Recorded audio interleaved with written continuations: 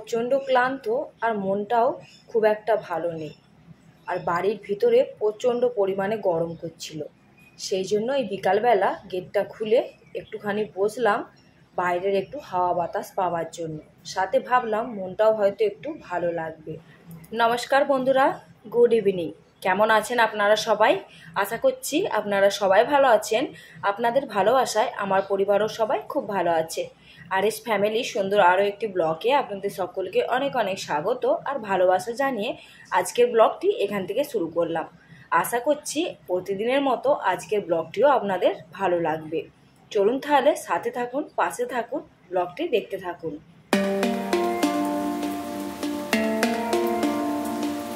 আজকের পুরো দিনটা শুয়ে বসে কাটিয়ে দিলাম। সকাল থেকে সেরম কিছুই কাজ করতেই পারছিলাম না।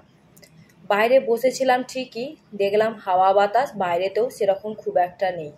সেই জন্য ভাবলাম বসে থেকে টাইম ওয়েস্ট করে লাভ নেই। এই সমস্ত কাজগুলো আমাকে সারা দিন ধরে ডাকছিল, এদের কাছে আমি আসতেই পারছিলাম না। তো যাই হোক, মনটাকে অনেকটা শক্ত করে সমস্ত কাজগুলো আবারও গুছিয়ে করে নিচ্ছি। সবার প্রথমে জামা কাপড়গুলো তুলে নিয়ে এসে একটু গোছভাঁজ করে নিলাম। তার আগে রুমের জানলাটাকে খুলে দিলাম, যদি কোনো সময় মাঝে মধ্যে হাওয়া বাতাস ঢোকে সেই জন্য। আর ধীরে ধীরে দেখতে দেখতে কিন্তু এখানেও প্রচণ্ড পরিমাণে রোদের তাপমাত্রা বেড়ে গেছে। হাওয়া বাতাস বলতে কিছুই নেই, সেই জন্য কিন্তু গরমে একদম টেকা যাচ্ছে না। আর এই তো এইখানেতে সমস্ত জামা কাপড়টা সুন্দর করে গোছভাঁজ করে নিয়ে যেখানে যেইটা সেখানে সেইটাকে সুন্দর করে রেখে দিলাম। এবারে যাব আরও অন্যান্য কাজে। যেহেতু সকাল থেকে কোনো কাজে হাত দিতে পারিনি, সেহেতু কিন্তু সমস্ত কাজটাই আমার জন্য অপেক্ষা করছে। আর এই তো এইখানে ড্রেসিং টেবিলটা ওইভাবে ঘুরিয়ে দিয়েছে হাজব্যান্ড। তারপরে দেখলাম বেডের সাইডটা বেশ খালি খালি লাগছে। তো এই যে কার্টুন দুটো পড়েছিল বাড়িতে এমনি, সেইগুলোকে দিয়ে ভাবলাম একটা বেড সাইড টেবিল বানিয়ে দিই। এখন হাতে সেরকম কিছুই জোগাড় ছিল না যে এইগুলোকে র্যাপিং করব বা কালারিং করব। কিন্তু কি বলুন তো, ওই যে মাথার মধ্যে যখন একটা পোকা ঘোরাঘুরি করে, যেই গ্যাপটাকে আমাকে পূরণ করতে হবে, সেটাকে এক্ষুনি পূরণ করতে হবে। সেই জন্যই কিন্তু এই যে এইরকমভাবে জোগাড় দিয়ে এই গ্যাপটাকে পূরণ করছি। আপনারা দেখুন আর কেমন লাগছে লাস্টে কিন্তু অবশ্যই কমেন্ট করে জানাবেন।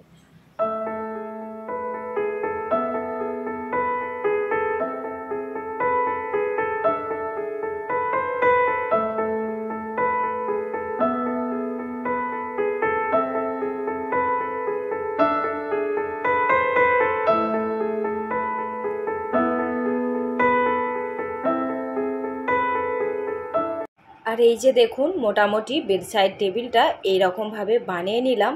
আর দেখতে কিন্তু সত্যি খুব ভালো লাগছে। তার উপরে একটা ফ্লাওয়ার ভাস রেখে দিলাম, আরও কিন্তু লুকটা সুন্দর হয়ে গেছে।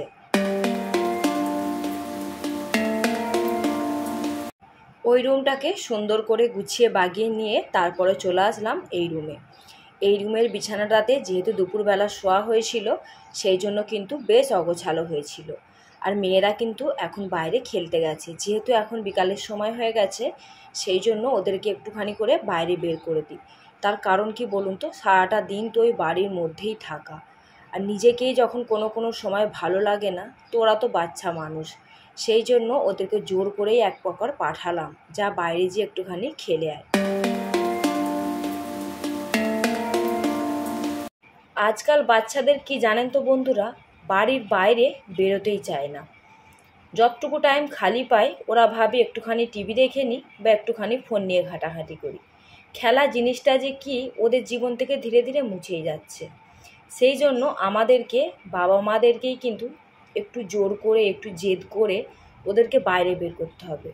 ওদেরকে খেলা জিনিসটা কি, বাইরের প্রাকৃতিক দৃশ্যটা কি, ওদেরকে বোঝাতে হবে। নয়তো ওদের জীবনটা কীরকম হয়ে যাচ্ছে বলুন তো, চার দেয়ালের মাঝে বন্দি, খাঁচায় বন্দি পাখির মতো। সকালে টাইমে স্কুল যাও, স্কুল থেকে বাড়িতে আসো, বাড়ির মধ্যেই থাকো টিভি নিয়ে, ফোন নিয়ে। তারপরে সন্ধ্যের সময় একটু আধটু পড়াশোনা করো। আবার মানে বাইরে বেরোনোর জিনিসটা যে কি, ওরা সেটা ধীরে ধীরে কিন্তু ভুলে যাচ্ছে। ওদের মধ্যে এই জিনিসটা নেই, খেলাধুলা জিনিসটা তো মোটেও নেই। সেই জন্য এক প্রকার আমি জোর করে এই বিকালবেলার সময়টা দুই বোনকে বাইরের দিকে পাঠিয়ে দিই ঠেলে। বাইরে না বেরোলে, বাইরের লোকেদের সাথে না মিশলে, বাইরের প্রাকৃতিক দৃশ্য সম্বন্ধে না জানলে ওরা তাহলে কী শিখবে আগে ভবিষ্যতে? ওদের ভবিষ্যৎটা কিন্তু আমরাই এইভাবে খারাপ করে দিচ্ছি। চলুন বন্ধুরা, আপনাদের সাথে বকবক করতে করতে কিন্তু অনেকটা কাজই আগিয়ে ফেললাম। রুমগুলোকেও সুন্দর করে একটু গুছিয়ে নিলাম, আর সাথে টেবিলটাকেও একটু ভালো করে গুছিয়ে নিলাম। তার কারণ ওই যে কাল থেকে শরীরটা ভালো ছিল না, আমি কিন্তু রাত্রেবেলাও খাইনি আর সারাদিনও কিছু খাইনি বলতে গেলেই চলে। খালি একটু করে লেবু জল বানিয়ে বানিয়ে খেয়েছি। তার কারণ প্রচণ্ড পরিমাণে মাথা ঘুরছিল। যাই হোক, হাজব্যান্ড ওষুধ নিয়ে এসে দিয়েছিল, খেতে কিন্তু অনেকটা এবারে ভালো লাগছে। সেই জন্য কিন্তু এক প্রকার মনের জোর নিয়েও কাজগুলোকে গুছিয়ে নিচ্ছি। এই কাজগুলো আবার যদি রয়ে যায়, সেখানে কিন্তু আমারই আবার অনেকটা চাপ হয়ে যাবে। তার কারণ একটা দিন যদি কোনো রকম কাজকে ছেড়ে দিই, তার পরের দিনে কিন্তু সেই কাজগুলোই এতটা করে দেখতে পাই। সেই জন্য সকালবেলা না করতে পারলেও বিকালবেলা কিন্তু সমস্ত কাজটা গুছিয়ে সুন্দরভাবে করে নিলাম। আর এই তো বাইরেটাকেও একটু সুন্দর করে ঝাড়ু লাগিয়ে দিচ্ছি। বাইরে বেরিয়ে যখন গেটের কাছে বসছিলাম, দেখলাম গাছগুলোতে জল নেই, গাছগুলো তো শুকিয়ে গেছে। দেখতে পাচ্ছেন গাছটার কি অবস্থা, এখানেতে পুরো শুকিয়ে গেছে শুধুমাত্র জলের অভাবে। সকালবেলা হাজব্যান্ডকে বললে অবশ্য একটু দিয়ে যেত, কিন্তু ও বুঝতে পারেনি যে এতটাও শরীর খারাপ যে আমি উঠতেই পারবো না। সেই জন্য ও দিয়ে যায়নি, অবশ্য ছাদের গাছে জল দিয়ে গেছিলো। সেই জন্য এই গাছগুলোকে আমি এই এখন বিকালবেলার সময় দিয়ে দিলাম। আর দেখতে পেয়েছেন পেয়ারা গাছটায় কেমন পেয়ারা এসেছে, মোট গুণে 5টা পেয়ারা এসেছে। তো যাই হোক, মোটামুটি ওই দিকের কাজগুলো কমপ্লিট করে চলে আসলাম কিচেনে। ওই যে দুপুরবেলা 2 বনুতে ভাত খেয়েছিল, সেই ভাতের থালা, তারপরে হাজব্যান্ড যে খেয়ে গেছিলো সেই সব বাসন কিন্তু পড়েই ছিল। অবশ্য বড় মেয়েকে বললে সে মানা করে না, ধুয়ে দেয়, কিন্তু যেহেতু স্কুল থেকে আসে রোদ গরমের সময়, সেই জন্য আমি আর বলি না। ওই জন্য এই তো এখন ওরা কিন্তু বাইরে খেলতে গেছে, আর এই সময়তে আমি কাজগুলোকে সুন্দর করে মনের মতো করে করে নিচ্ছি।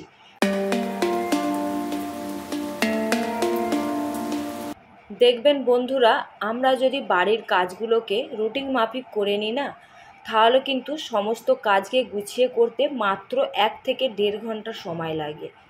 এই সময়ের মধ্যে যদি আমরা একটুও না বসে দাঁড়িয়ে কাজের ভাঁজ হিসাবে একের পর এক কাজগুলোকে গুছিয়ে করে নিই, কাজগুলো অনায়াসে কিন্তু হয়ে যায়। আর এই সমস্ত কাজগুলোকে যদি প্ল্যান মাফিক না করা হয়, একটু এদিক ওদিক বসে দাঁড়িয়ে করা হয়, সেই কাজগুলোই দেখবেন আবার কিন্তু অনেকটাও দেরি হয়ে যায়। এইখানে সুন্দর করে বাসনগুলোকে সব ধুয়ে নিলাম, সাথে বোতলটাতে ওরা জল খেয়েছিল।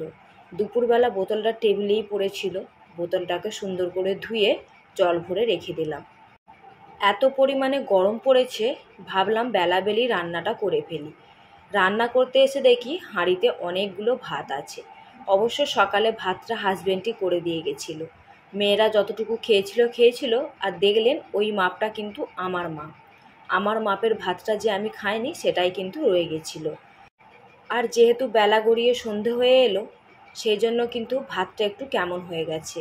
ওরা বাচ্চা মানুষ জানে না, আমি কি করি বলুন তো, যদি ভাত রয়ে যায় এই গরমের দিনে ভাতকে বের করে নিয়ে ছোট জায়গায় করে ফ্রিজে রেখে দিই।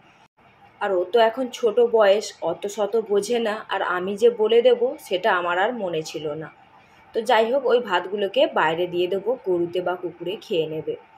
আর এই যে এইখানেতে চালটাকে সুন্দর করে ধুয়ে, দেখুন চালের জলটা কিন্তু আমি ফেলবো না। তার কারণ এই যে চালের গা থেকে পাউডার দেওয়া জলটা বেরোয়, এইটা কিন্তু গাছের জন্য প্রচণ্ড পরিমাণে উপকারিতা দেয়।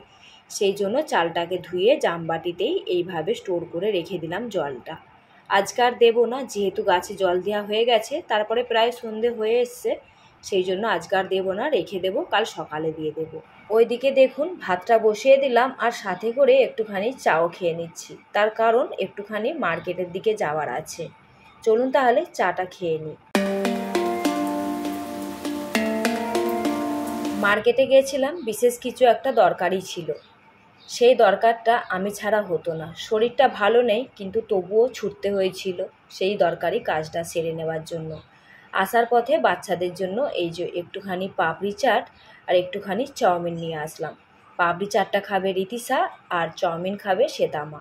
2 বোনের জন্য 2 রকম। আর বন্ধুরা, এরই মধ্যে কিন্তু আমি রান্না বান্নাও কমপ্লিট করে নিয়েছি আর আপনাদের কাছে আসলাম প্রায় 2 ঘন্টা পর। ভাত তো হয়েই গেছিলো, তারপরে একটু ডিম ভাজলাম আর এই যে একটুখানি টকের ডাল করেছি তেঁতুল দিয়ে। আর এই যে মাছের ঝাল, কালকের মাছের ঝাল 1 পিস ছিল, সেটাকেও সাথে রেখে দিয়েছি। আর এইখানে হাজব্যান্ডের প্রিয় উচ্ছে আলু ঝাল। আর করেছি একটুখানি পালং শাক, সেটা খারাপ হয়ে যাচ্ছিল, সেটাকে পেঁয়াজ রসুন ফোড়ন দিয়ে ভেজেছি। আর এই হচ্ছে আমার শ্বেতা মাছ সিদ্ধ করা ডাল। আর এই হচ্ছে পাশে উচ্ছে ভাজা আর আলু ভাজা। মোটামুটি আজকের ডিনারটা এইটা দিয়েই কমপ্লিট করব। চলুন তাহলে আজকের মতো ব্লগটিকে এখানেই এন্ড করছি। আবারও দেখা হবে আপনাদের সাথে নেক্সট একটি ব্লগে।